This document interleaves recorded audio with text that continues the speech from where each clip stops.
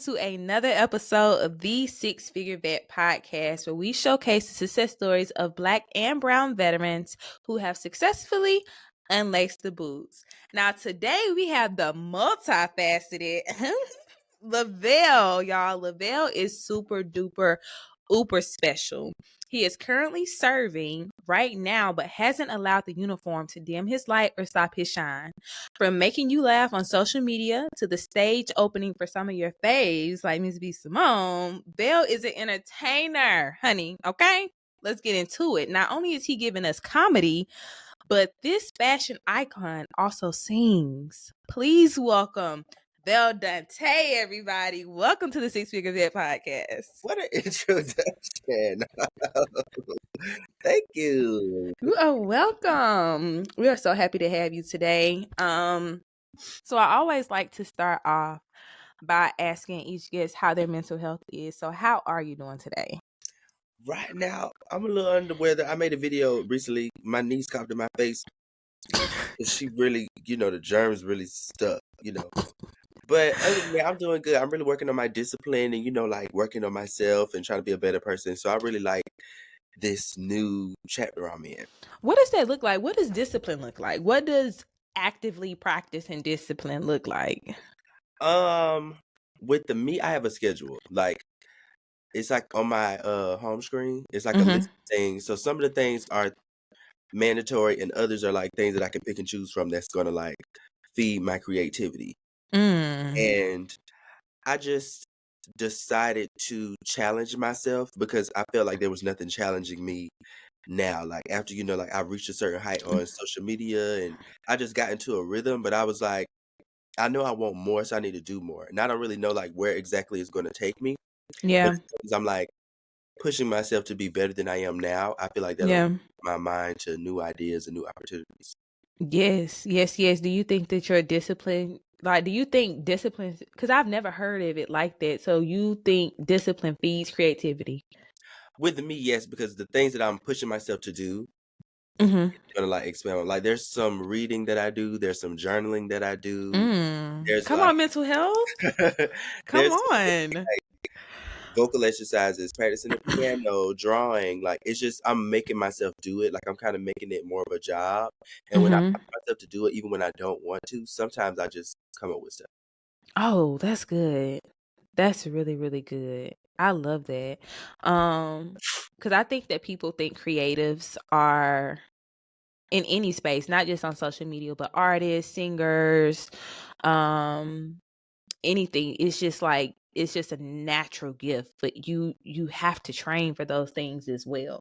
Like just because you're good at singing doesn't mean that you don't have to practice. Yes, you have to sharpen the spear. You got to stay. Yes, for the sharpening spear.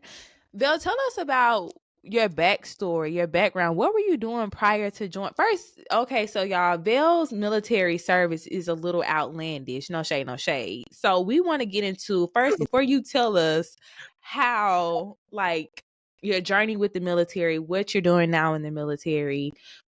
What were you doing prior to? What even made you join the military? Like, give us some of your history and your background. Okay. So recently I was like thinking about like before I joined the military and before social media, and I really was like, wow, like I really was doing a lot of stuff. Like, so elementary school, I was pretty reserved, but then like third grade-ish, maybe first grade, was when I started like doing public speaking things. Like we would do, the stuff in front of the school, like History Month, we all got right. I'm Martin Luther King. I was Barack Obama, but I really was feel like I was like, oh yes, like this, and that was really current for me. Like yes, that was him this election year, I think.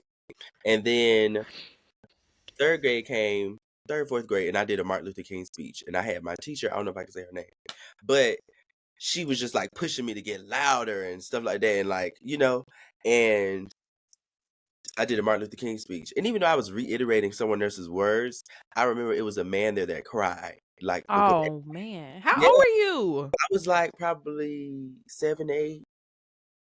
Yeah, but I was saying it with so much like I am happy to join with you. Like I was saying it, so you couldn't even see me. Like I was behind the podium. I was so short. Oh wow! But I was saying it. I remember he cried, and that moment always stuck with me. But I never realized like what it would do for me later. Yeah, what And then, it manifest into. yeah. And then 5th grade, I did like this thing, like I hosted the graduation because it was the same teacher. She knew like, oh, Lavelle gonna be the one to do it because he the loud one, he the one that can talk. So Yeah. did like the whole graduation ceremony. And then middle school came, I did like some talent shows. I was like in a scholarship pageant, and I was like, good in school. And then high school, I did the scholarship pageant again. I think I did it 2 times. It was Mm-hmm. like different age groups. Um, I wrote a play in 11th grade, and I Yeah, did. I don't like this light flex. He like, oh yeah, so when I was 3, I was, meeting at the White House, and then in 11th grade, I wrote my first novel. No, but like, so I think what pushed my creativity was the lack of resources. Like, I would see it on TV and stuff like that, but I was like, there's nothing around. Like, I didn't go to an art school. There was not a lot of people around me that could draw, that could sing, that could, just like think outside of what was around us. And my imagination will always just be like, just developing things. Wait, so you did go to art school? No, I didn't. You didn't. I went to public school. But no, so 11th grade, I was in African American Studies, and my teacher was like, we was watching this movie called Sankofa. I have that tattooed on my arm. But he was like, this would be good if somebody wrote a play, blah, blah, blah. And as he said that, I was like, I'm finna write it. And I just got in my composition notebook, and I was just writing. I don't know how many pages of it I wrote that day. Like, I came up with a whole, like, a script. It was based on the word, but I, like, changed, like, what happened. So I was writing, like, a So setting. you wrote a full play, like this character says this character Yeah. says that. But I was a drama club president before. I did a lot of stuff. But I wrote the play. I came to him and I like gave him the composition notebook, and he was like, wow, man. He was very like uplifting. I love that teacher. And he was like, you need to finish this and we need to perform it, blah, blah, blah. And then we performed it, and we did it. We was only supposed to do it one day, but then the principal told us, like, you guys got to do this tomorrow so the other half of the school can see this. So Oh, it was such a whole production. I was the main character because I was the only one that can remember that many lines. And because I wrote it, like, I was like, okay, I know this. yes. But yeah, then the whole, just like, after that, I was the class president senior It's year. not surprising. Yeah. But throughout that whole time, like, I was raised by my mom. I mean, my dad was kind of not for real. But my mom is like super, super, super like strong. My mom is like the only person that I would consider a role model. Like, I've seen my mom do everything. Like, my mama been outside on the roof patching up a hole. She had her carpenter's license. She was a cosmetologist. Really? And now my mama a nurse. I know that's right, Black woman. I Yeah. know that's right. So, she guided me and my 3 older siblings, and, we used to read the Bible at home. And yeah, but I was always like the not the black sheep, but I was just like crazy talented. Like, my family, even now, like, it'd be stuff that I be doing, and they'd be like, like, how can you do this?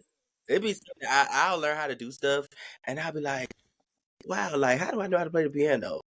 Yeah. And you weren't in a performing arts school. No, but I always wanted it. So, like, there's a lot of things that I would just, like, immerse myself in, and I would, like, do it until I'm good at it. Like, when I kind of learned how to play the keyboard, but I was watching videos every day, and I played every day until my hands was hurting. You're self-taught. Kinda. It's not, I ain't really all that, but I know how to, like. So you didn't take any classes. That's what I'm alluding to. So Yeah. I was on YouTube, and I was looking at this lady, and she was like teaching how to move your hands and stuff. I was like, I'm gonna learn how to do this. Baby, let me go turn on my son's TV. Get in here and get on this keyboard right now. You like YouTube so bad. That's so dope. But the question is, if since you had all of these talents, where did the military come from? Okay, even though I had a lot of talents, I wouldn't say I was insecure in my abilities. I just think I was insecure in where I could go with them. Because there's not a lot. I grew up, we lived in front of the freeway. Like, I did not grow up in, like, middle class. Like, yeah. So when it came to, like, finances and just, like, having, like, a for sure career, I was just like, well, this is something that I know, like, I'm gonna be able to get some money. And my talents then only felt like a hobby. Like, I was Yeah. very academically excellent. Like, so I was like, okay, I could be in medical school. Like, so I was really just thinking the whole, is it blue collar, white collar? White collar. White collar. I'm like, yeah, I could do doctor. I could do something like that. And then I was thinking about joining the Air Force, and I told my mama that, and she took me to the recruiting office. And I was like, she was like, get in there. And I was like, okay. So I went in there, and it was like cool vibes. But I also just like I wanted to go too because it was just like so much going on at that time, just like with me, my identity, like knowing like what I like, stuff like that. And I was like, I need to get the hell out of Jacksonville. Oh, you from Jacksonville, Florida. Yes, Oh, okay. With the young men's with the gold mouths and wicks and I got stuff. a grill. I got a grill. Oh, baby, we seen it. I'm gonna use that picture. Don't you worry about it. But yeah, I just needed an escape. Like it was just too much going on. That's another reason. Like I felt like that was the only way that I would be able to really get away from my reality at the time. And I just thought like that'll be like a good career choice. Like I wasn't thinking of like going the artsy way. That felt like a dream to me. Yeah. So I want to get into when it stopped feeling like a dream. But before I get into that, so you join and you go active. You're not active right now. Not anymore.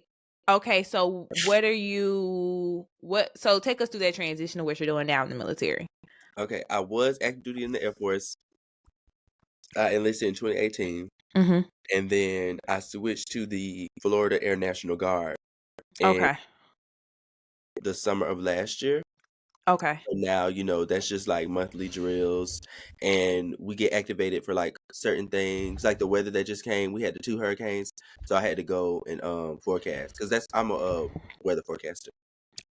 Oh, I forgot their rate in the Navy. I think they're like GSs or something like GMAs or GSAs or something like that. But that's a really, really cool job. Are y'all on the ship they had them, they literally used to sit in a dark room all day.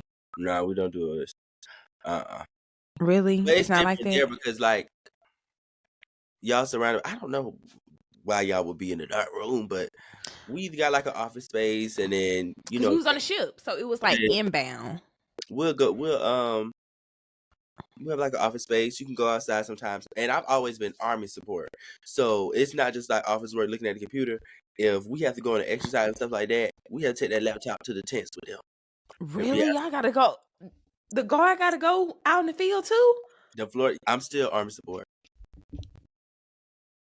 I'm like, I didn't sign up for that. I'm in the Now hold on. I told y'all I was gonna tell y'all it was raining, a little thunder, but being outside. Yes, we did an exercise that was 30 days outside, no showers. For 30 days? In the desert. So what was y'all using to take? Did they give y'all wipes or something? You had to bring your own stuff. Some people wasn't really. People wouldn't even bring hand sanitizer. I had me a little bucket, and I brought 30 pair of drawers. As you should have, because ain't no washer out there, and people probably didn't even think that far out. Like if we're not gonna be able to bathe ourselves, we're definitely not gonna be able to wash our clothes. I brought 30 pair. Was it women out there with y'all? Yes, there's nothing they could do. I don't know what they did. Lord Jesus, let's pray for them. Amen. So, how did you get into content creation? Where did that start from? COVID. So, my military career, it started right before COVID. Yes. And then by the time I finished all of my trainings and stuff, it was time for me to like start doing the on-the-job training, like getting good and doing it like for real. And COVID happened. So we was like at home so much. Like I would just be home. And we had like online training we had to do, but it was like stuff we would do like that. We would have like little Zoom meetings, and it was as long as there was enough people there that could what is it with they could still social distance, but keep things going, keep the shop running. That's the people they had there. And they wasn't gonna bring us because it's like y'all not even trained, y'all not even certified. So we was just home. And I think that's probably like 2020, 2021. And I had a TikTok before this one that went like super viral. Mm-hmm. But I started like making videos then. Cause I used to always like make funny videos. But I would just do it like with the intention to make my friends laugh. Like I'm like, oh, this is gonna be funny for them. Like I never thought like, oh, I want to get a lot of views. Like I would just like it would just like be me doing a talent show for my friends. Yes. So, Velle, I know that women empowerment is like really important to you. And why is it so important to you to incorporate that into your comedy? Well, I think outside of, for one, I think I perceive women very differently than most of the world. Not Elaborate. not even as equals. I think women have a lot more value than me. Now, I don't know if that's true or not, but that's just my opinion. We're gonna go with it. We're gonna go with it. That's how I feel. Despite like society, you know, like the power balance. Like I've Yeah. always just really, really loved women. Like even when I first started drawing, like I'll even if I started sketching right now, I would draw a woman's face. Like it's just always a women. And I think outside of um my like me wanting them to see their actual value, and I see the value because of my mom. Because my mom was Right. she literally showed me that her gender isn't an obstacle because she did things that people would say only men would do. And she did Right. stuff that they say men would do that I've never seen a man do. Oh, that's good. That's a word right there. And she was on the roof. We been putting up shelves. We used to be fixing the pipes, like all type of stuff. She was I'm like, well, and I never like shifted my perspective of her. I was just like, wow, like women can do everything. But Yeah. back to women empowerment. I think another thing was since probably like high school, maybe early middle school, when I first started seeing like the girls that I knew like started dating and stuff like that, because I would know both, you know, the men and the women, or the Yeah. females, and I would literally see them being happy and like excited and stuff like that, and then have conversations with the boys like we in the locker room now, and y'all talking about how y'all cheating on her, and I'm like, we, It's the most heartbreaking. I'm like, well, this is 8th grade. So we'll just think about next year in high school. Yeah, but Y'all it finna walk the dog with these girls.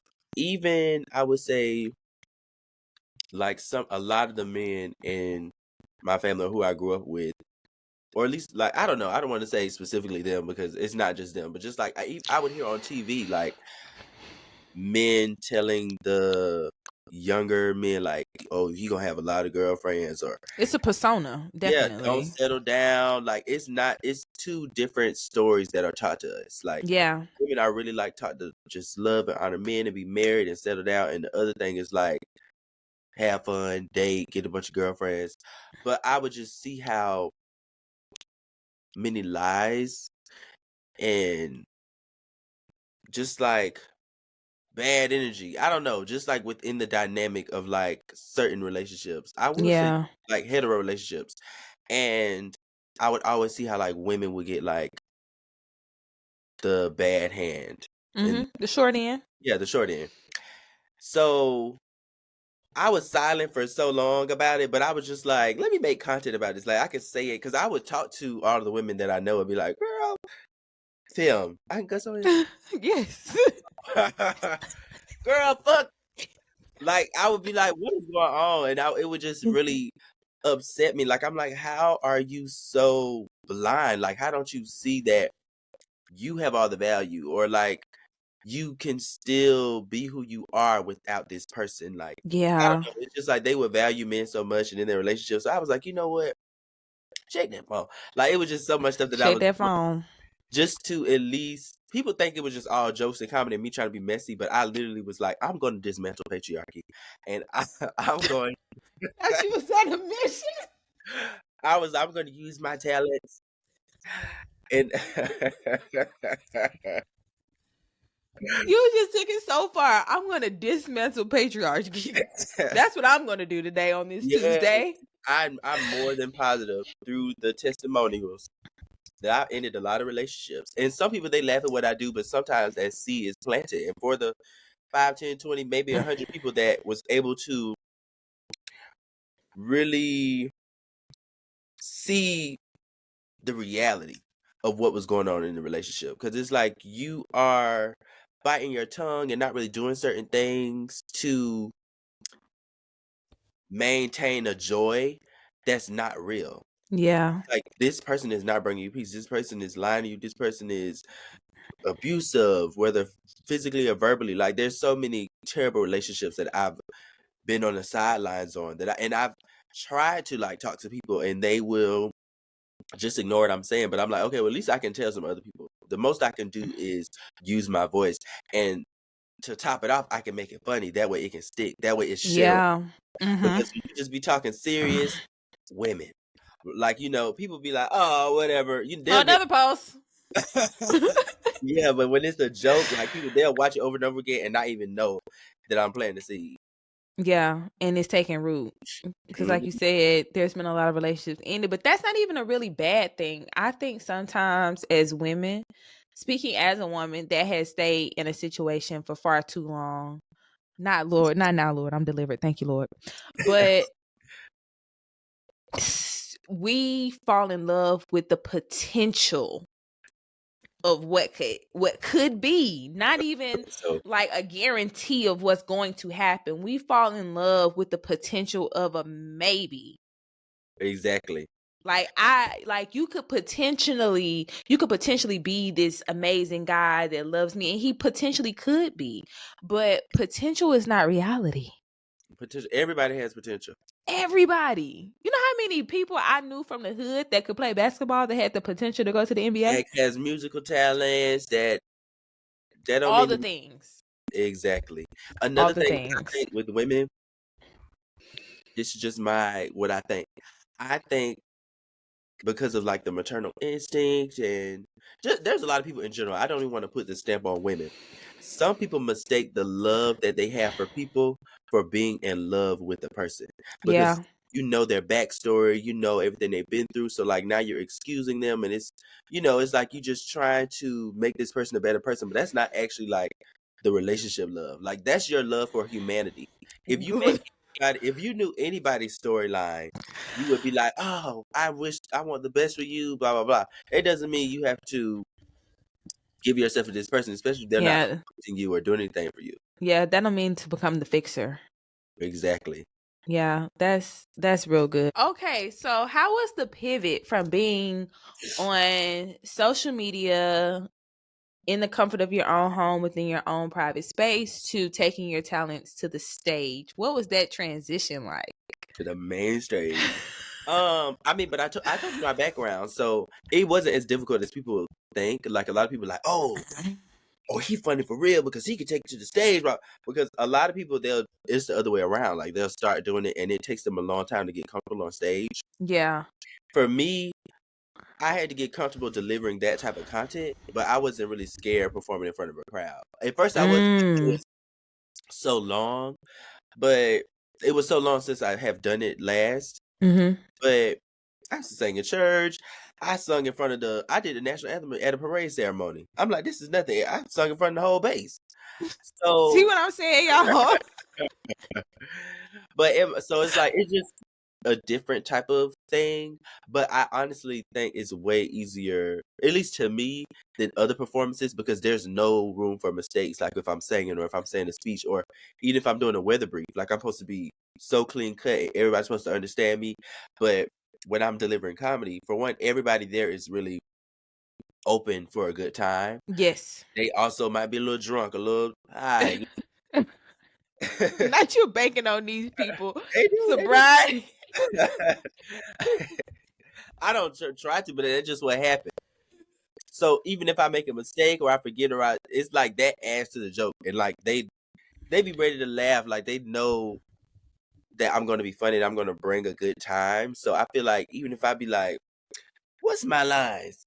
and I turn around and look at my notes, they'll still laugh. I don't know, but it was scary at first because I was like, I've never done this. Like, what if they don't laugh? Blah, blah. But then, like, I realized, like, I was like, I'm hilarious. Yeah. Have you ever been heckled? Is No. that what it's called? Heckling? I mean, I haven't done stand-up that many times. I've done it less than 20 times, but I know how to like Get the crowd going. He know how yes, to keep the party going. yeah, like I know how to. That's another thing. I feel like all of my life, everything always connects with me. Like all of my life, I've always been like able to communicate with everybody in the room. Like Mm. I remember we had exchange students that didn't speak English, and I was like just trying to communicate with them, and I made them laugh, and I was like, I got it. Yeah, this me. This my lane. Yeah, or like in basic training, I was who's y'all person like that's over everybody. RPOC. I was a dorm chief. Okay. I was the smallest and youngest person in the thing, but I was a dorm chief. So I was able to communicate with everybody because it's people from all different type of states. There's people there that's never interacted with a black person, Literally. and I know I had to like talk to them and let them know like, hey, you might want to not want to say that because Yeah. they don't care about this. I always had to be the moderator, But Yes. yeah, I think that's another good thing because I'm able to communicate to all type of people in different age groups, and I can deliver my comedy in a way that's relatable to everybody. Yes. Velle, can you tell me about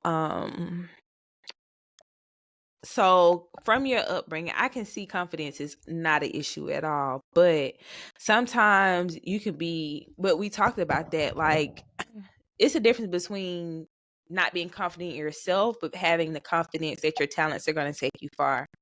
So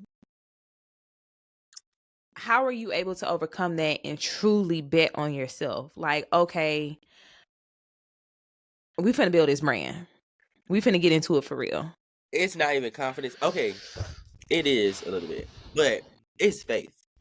Like Mm. there's things that has happened, or just throughout my life, like I always see a glimpse of God. Like I'm like, oh my God. Yes. And it'll like just be like an overwhelming feeling that like what I'm doing is right, or like how I said, like basic training, me being able to communicate with everybody, and then I was able to connect that to when I was like in a room in elementary school, like talking to like going from table to table, talking to everybody. I was like, this, like God has been preparing me for this Your now. whole life. Yes, but I don't know what. I don't remember the exact moment, but I do remember like crying in my room because it was so much going on.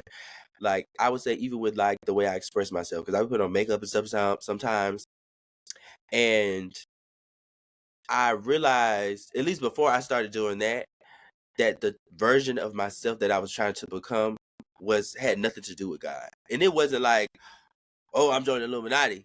But I was just worried about I was I wasn't joining the Illuminati or anything, but I was worried about all of the different expectations that people had for me as a black man. And I think a part of that was why the reason I joined the military. Like I was like, okay, maybe this fits into the niche idea of what people think I should do, and then I'll be accepted and people will like me and stuff like that.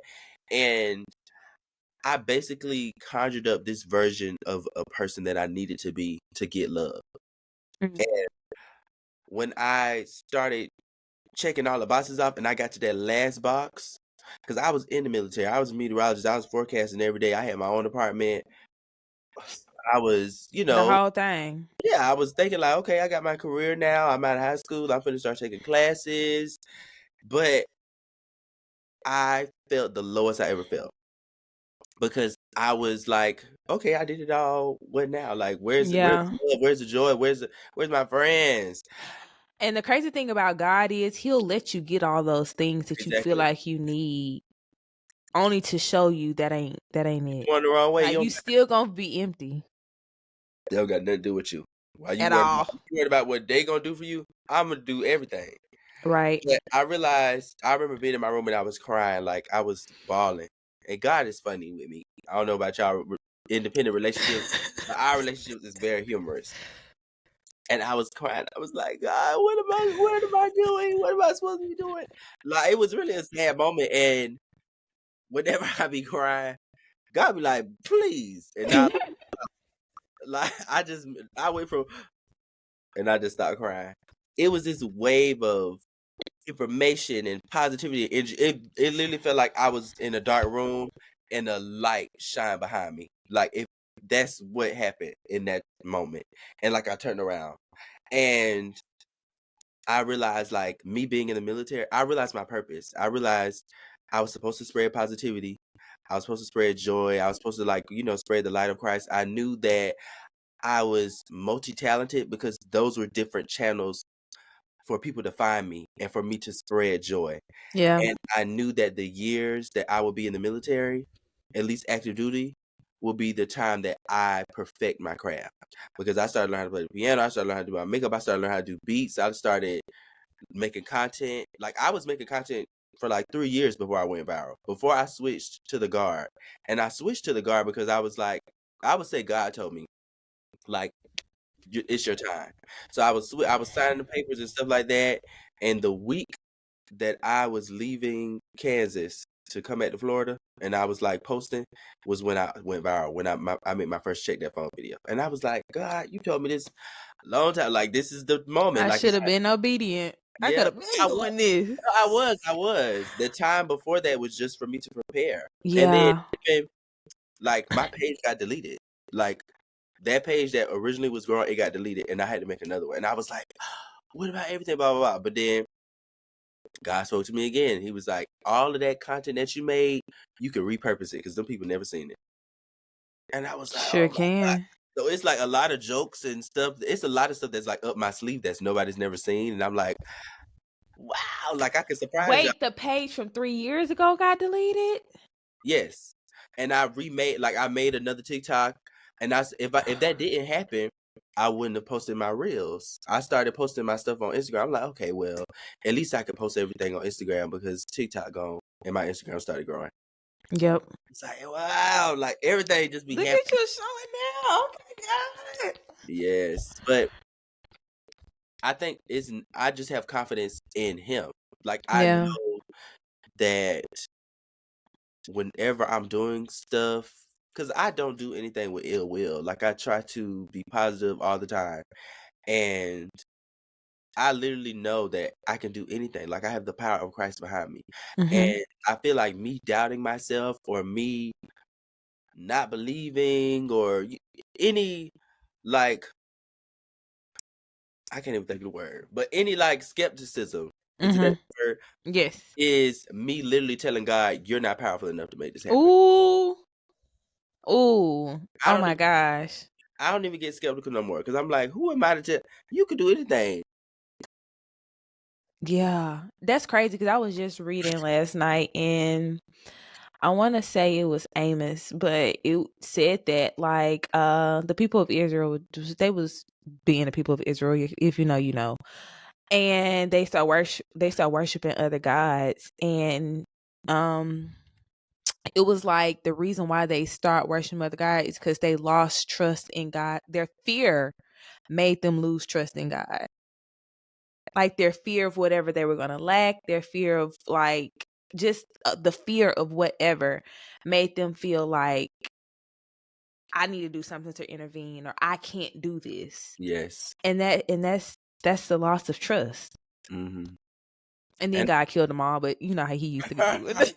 You know how he used to do in the Old Testament. Thank you, Jesus, for coming. yeah.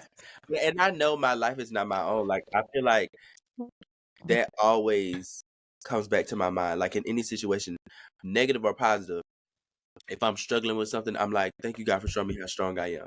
Like if I feel like I would be in a life or death situation and I'll be like, well, maybe my life was meant to spark something else to somebody. Like it's always like I know that I am a puzzle piece or a chess piece and it's not about what I want and what I want to do and I should have control of everything that I want in my life. It's literally about me kind of being a pawn, but at least I'm connected and I know that as I'm moving and as I'm being guided, that I need to be snapping my fingers and smiling at everybody, and continue to True submission, honey. True yeah. submission. But people don't even know that. They think like, oh, what? They don't even know. That is real true submissions. And Velle, like in the entertainment industry, I know things can get like challenging. Or and not even just for like social media and content, but like the realms that you're stepping into, I know it can be hard, especially being a Black man, especially being somebody, you know, of the LGBTQ community. So what are some challenges? What has been the biggest challenge that you have faced in the entertainment industry as it has came to your arts, and how have you gotten over it? I mean, I'm not really that deep into it yet. I feel like that's the challenge in itself. The fact that I'm not, like the fact that I don't really feel it. Maybe that's a good thing, you know. Maybe I shouldn't feel like, oh, I'm a celebrity now, you know. But Because I've been telling all my, I told my sister, I said I got a celebrity on my podcast. I would think though, like it's really like my relevancy is all based on me. It's based on my consistency. Like it's not. I'm not connecting with other people. I'm not getting the opportunities and stuff that sometimes I would be hoping for. But then again, like I said, like submission, like I always, or you said, I always think about God timing. Like, you know, we got all of this Diddy stuff going on. Maybe I don't need to be in Hollywood. Who knows? Like I No always feel Diddy. I always feel like God is probably protecting me, or there's a lesson in what I'm doing right now. Like even me having to do everything on my own as far as like my stand up, like I'm learning everything. But that is going to be beneficial in the future. Like once I'm in charge and I'm telling people what to do, and I can know if you lying to me or not because Yep. I did the tickets back when I started. Right. So who knows? And then even the idea of like what I think my future is going to be has nothing to do with me depending on other people. Like it's literally like me being the platform, like me, you know, like creating this really big thing. And it isn't really me getting my opportunities or my money from another company. Yeah. Yeah. You are the brand. And I think it's important. I had another veteran on here that is a content creator, Leslie Latrice, and she is her brand. And I love that. I love the fact that you are your brand and you are the face of your brand and you are a representation of yourself as the brand. So I think that's really, really dope. So what are you more passionate about? Are you more passionate about, like, out of all of your talents? I don't want to say I like one more than another, but I really do love music. Like I love music so much, and I think probably because it's a way for me to like praise and communicate in a way that I can't really explain. Mm-hmm. Like even though I'm using my words, but it's just like a feeling that's not really comparable. Like drawing is fun and being funny and you know, but when I sing, like that's the only thing. It's like my emotions, my spirit is shifted. I can make other people feel a certain thing or give them the emotion that I'm feeling. I know my voice is like my most powerful talent, but singing instead of like speaking really like does it for me. But I don't know. That's just I like them all. I like all of my gifts. I'm blessed. I'm grateful for them. I don't want to say I like one more than another, and you take the other ones away. God. Right. Because I know you like to play. You like to get a little high in. Why have you chosen to stay in the guard now that your career is like on the uphill incline? Is it because, are you patriotic? Kinda. I That's would say okay.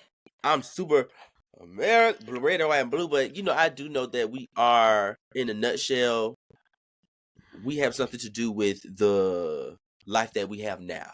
Yes. So it's not like, oh, everything, you know, because there are a lot of things that we have that my ancestors didn't have. Um, but I mean, I don't want to just like get dishonorably discharged, you know. I don't know. Part of me maybe it's like, what is it, imposter syndrome? Like I don't feel like it's really happening for real, so I feel like I need like a backup A plan. backup plan? But I think another the reason is I like having like that normalcy. Like I feel like Yes. once it's gone, and my life is going to be like completely different. Like Yeah. me having to go to work and be normal, like that's the only time. And I'm starting not to like that because people are starting to recognize me at work. Like it was this one girl who was like, and it's like I don't want that. Like I like to, you know, I like different. So they don't know that you're a social media sensation? They did it. Oh, They didn't at first because I started growing really, as soon as I switched because that was last yes. summer. And I had a conversation with somebody, and I'm thinking we was having a one-on-one. And then the next week, I had to come to work, and they was like, "Oh, such and such told me all about your stuff. I watched your stuff. You're so good." And I was like, "Oh Lord," but they treat me pretty normal. It's nothing really crazy. But I don't know. I think a part of me is still seeking or hoping to feel human because you really lose your humanity when you have a platform. Like people just perceive you so differently. Like you're just such a. Because I've been this talented, but now that but now that I have I was followers, born like this, okay? Whitney Houston is my great aunt on my daddy's side. but now that I have a following, like it's just I don't know. People see so much value in it, and in my mind, I'm like, if the internet go up, I'm nobody. I'm back to normal. I'm just like we're all human. I'm just popular. Like I just post a lot. Anybody can do what I'm doing, but I think that's why. I think like I just like feeling grounded. I like feeling that human part of me because I go to work and the people that's there, the officers and stuff, they don't know like the hurricane stuff thing that just happened. They don't know me for that. They know me as a meteorologist. That's it. You're the swell. Go over there, do your work. Hey, good job on that. Blah blah blah blah blah. And I'm still getting treated like a regular person. But if they knew about my content, then it's like, so what are you doing a show here? Like I don't like getting those questions all the time. I like being treated regular. So what happens when that comes about? Say your officer finds out that you are Lavelle Dontae. So they know, but they don't really treat it differently. It's a lot of times at work where they'll be like, so that they'll reference my videos, like, and I wouldn't even recognize what's going on or something, and they'll be like, your video, right? But they don't take it too far, Like I have to take no selfie with nobody, but I don't know. And I feel like a lot of people also like when I'm in uniform because it be like other because I do deal with the army. I feel like Mhm. the soldiers be knowing who I am, but they don't want to say nothing because like we at work and I got on my camouflage. When I wear my camouflage, ain't no more jokes. I'm not playing right now. What? I made a video about that. I don't play at work. Not not When the camouflage is on, the jokes are off. Oh wow, Velle, It's, that is insane. unless you're like in my circle, like if I know you, it's like okay, blah blah blah. Like, but if I don't know you, I'm so serious. I'm actually kind of quiet actually at work. I love the fact that I feel like you are so blessed because you are so humble. People don't understand how like important that is. Like your submissiveness and your humbleness, wanting to stay grounded. 100,000 followers. I'm quitting my job tomorrow. Bye. But I'm just playing if y'all hear this. It's just a little jokey, just a little jokey joke. But people really struggle with that, especially when it happens fast, even though it didn't happen for you fast because you had that whole time of preparation phase. But your desire to want to stay Yeah, grounded and humble is just like really, really, really inspiring. That alone, just your willingness to be obedient and be humble and want to stay connected to the ground and touch the earth and the grass yeah. that's big. What has been your biggest challenge with balancing like your time serving and building your brand? Um, it's not really challenging anymore because I'm not active anymore. So Mm-hmm. like, I have a lot of free time. I would just say my biggest challenge sometimes right now would be me figure everything out like as a because now I'm basically an entrepreneur but like I said everything is connected like I can do my own graphic design because I know how to draw. I make all my flyers. I Mm-hmm. do all the ticket stuff. Like I do all of my promos. Like I don't pay for no advertisements or I would say maybe that like because that's like a weekend thing. It Mm-hmm. hasn't gotten in the way yet, you know. um but it really would just be like me figuring things out as a content creator. And I would say that's probably another reason I'm like not really too much of a rush to leave because having followers doesn't necessarily mean money. Like I it, remember you made a post and was like, What brand is it? I've only had like one brand collaboration, and that was like $1,000. I made more money doing stand up. That's all I'm be worried about. I'd be like, whatever about it. I don't give a damn about making a commercial. I can get on stage and make my money. I know that's right. What do you see for your future going forward as like a brand, aspirations for content creating, you know what I'm saying, little music release? What do you see going forward? What is your short or long term plan? So I remember my god sister told me that we'll make a plan for our future and God will laugh. That's true. I don't know because I didn't expect this. I never wanted to do stand up comedy, and it wasn't like something like like I'm totally against it. It just was never on my radar as something that I should do. Excuse me, but I do plan on dropping some music. It's a lot. I got music done, made on the tablet right here next to me. But you gotta be strategic with it. I'm trying to be like Beyonce. She don't just drop. She'll put a little Easter egg. And like it'll be weird for me to be like comedy album. Like it, Yes. it has to segue. People have to know that I can sing a little bit Yes. before I do that. Uh, but I do see myself like in the future. I don't know, maybe hosting something Mm. on TV or the movie. Mm. I don't know. I don't even Yes. want to say things. I feel like I'm also going to create some like a job title or like a type of platform or entertainment that doesn't even exist right now. Yes, I love that. I love that because to be honest, that's literally what innovation is creating things that the world needs that they don't know that they need. I'm gonna be. I don't know what I'm gonna be. But something amazing. Too Something late. amazing. So, do you have any upcoming shows? What can we expect from you more so in the near future? What's happening? Hello. Them baby germs. Yeah, I will be linking Velle's social media info below in the show notes. So and on the podcast notes as well. So y'all can please go watch this man and get stuck on a rabbit hole like I do every time I open my phone and go to his page. Thank you. Thank you. Just check the link in my bio. I do plan on like performing in a lot of different cities and stuff like that. You go. I'm still making commercials every day. I'm gonna post something and be like, "This is my new show," and I have like different flyers and stuff posted. So I'm coming to different cities. I do plan on going to like Baltimore and Mm, Alabama, the Carolinas. I want to go everywhere. I love that. I love that. There's also a really big veteran and military population out here in VA Beach. You live out there? I do. Oh, okay. I might I go out there. do. I do want to go to the DMV. Yes, the DMV it's a time, honey, from DC all the way down to the beach. You're gonna have a time. It's amazing. Velle, tell the people where they can reach you at. I am Lavelle Dontae on all platforms. You gonna put it down here? I am. Not right there. Whatever.